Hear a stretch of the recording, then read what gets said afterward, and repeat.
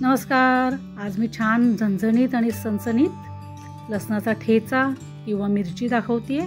आमच्या लहानपणापासून आम्ही याला लसणाची मिरचीच म्हणतो किंवा चटणीही म्हणतो. तर यासाठी भरपूर लसूण, मिरची पावडर आणि मीठ एवढंच साहित्य लागणार आहे. बाकी जास्त काहीच घालायची नाही आहे. फक्त लसणाची चव याला येणार आहे, म्हणून लसणाची चटणी. चला रेसिपीला सुरुवात करूयात. यात भरपूर लसूण आपण घालणार आहोत सोललेला.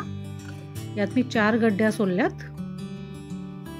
खूप कमी घातला तर सगळं भांड्यालाच लागून राहतं आणि नीट वाटलं जात नाही, म्हणून भरपूर लसूण घ्यायचं आहे.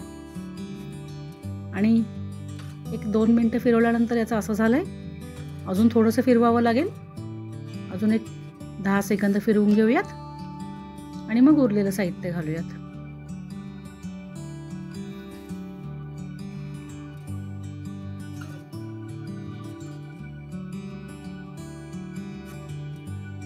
चला अजून 5-7 सेकंद फिरवल्यानंतर हे असं छान बारीक झालं आहे. आता उरलेलं आपण साहित्य घालून बारीक करूयात. त्यात तुम्हाला हवं असेल तर तुम्ही लाल मिरची सुकी किंवा भिजवून किंवा ओली देखील घालू शकता. पण आमची ही रेसिपी आहे, लहानपणापासून मी अशीच खात आली आहे, हीच शेअर करते. मीठ जरा लागेल तसं घालूयात. आता हे छान बारीक होईल. हवं असेल तर खलबत्त्या देखील करू शकतो, पण मिक्सरमध्ये पटकन होऊन जातं. आणि आपली ही लसणाची चटणी तयार आहे. मस्त भाकरी भात कशाबरोबरही आपण खाऊ शकतो. लाल बुंद. याची खायची एक पद्धत आहे, ती तुम्हाला दाखवते. हीच चटणी आपण शेवपुरीसाठी, जी मुंबईची शेवपुरी असते ना चपटी, त्यात पाणी घालून सेम करू शकतो आपण. किंवा अगदी चायनीजसाठी आपण जे काही चिली पेस्ट करतो ती हीच चटणी असते. फक्त यात आपण शिजवून घेतो नंतर थोडं कढईमध्ये तेल वगैरे टाकून, मग ते चिली पेस्ट होते चायनीजसाठी. पण बेस सेमच आहे, त्यामुळे ही मल्टीपर्पज चटणी आहे. याची खायची देखील एक पद्धत आहे, खूप स्ट्रॉंग असते ही.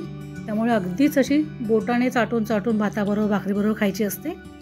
आणि खाताना यात आपण तेल घालायचं असतं. लागेल तशी ताटात घ्यायची किंवा वाटीत घ्यायची आणि जे हवं तर तेल, कच्चं तेल घालून खायचं असतं. मग जरा ती माइल्ड होते आणि बाधत नाही. चला मी यात शेंगदाणा तेल घालतेय.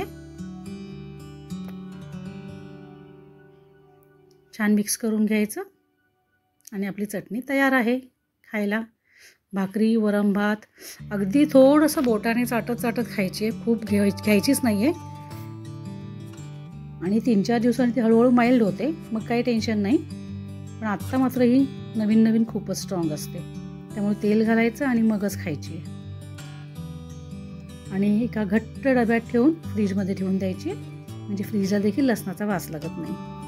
तर कशी वाटली माझी रेसिपी नक्की करून बघा. आवडली असेल तर लाईक, कॉमेंट आणि सबस्क्राईब करा, म्हणजे मला देखील मोटिवेशन मिळतं. तर चला भेटूयात पुढच्या भागात. तोपर्यंत काळजी घ्या. असेच मस्त खात राहा. धन्यवाद.